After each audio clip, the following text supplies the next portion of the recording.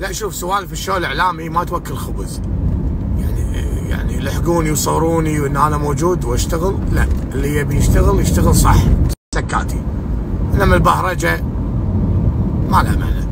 يعني لما الوزير داود معرف يروح احد يعني الوزارات اللي تابعين له ويدش قسم ويسوي نفسه مصدوم، معقوله؟ شلون كذي؟ لا، لازم يحطون لكم كذي، لازم احنا راح نخليهم يبون. يعني انت مصدوم ان في قصور عندكم بالوزاره؟ يعني انت ما تدري ان في قصور باغلب الجهات الحكوميه؟ اكو احد ما يدري مثلا؟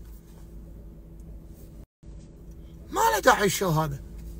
تبي تشتغل اشتغل صح، وفر وحط وسوي وعدل من غير ما تتكلم. الناس هم يمشون يسولفون بانجازاتك، انما تطلع تبارج حق روحك ما له داعي.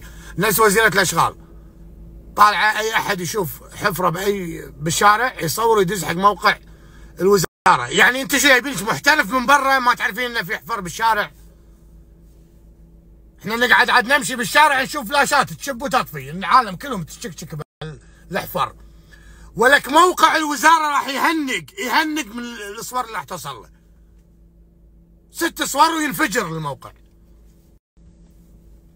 شارعين هم اللي يحفر فيهم، كل مكان حفر. يعني لو بطل لايف الحين تشوفون الحفر. شو الاوبر؟ ومو وظيفتنا احنا نمشي نصور لكم. عندكم موظفين، عندكم وانت اللي طلع يصوري. ليش مو مسوين هذه الحفره؟ يلا سووا. ليش هاي كذي؟ انما صوروا ودزوا، لا، قديمه هاي سالفه. اللي عنده شكوى يدز، اللي عنده مشكله يقول، وما حد يبطل، قديمه.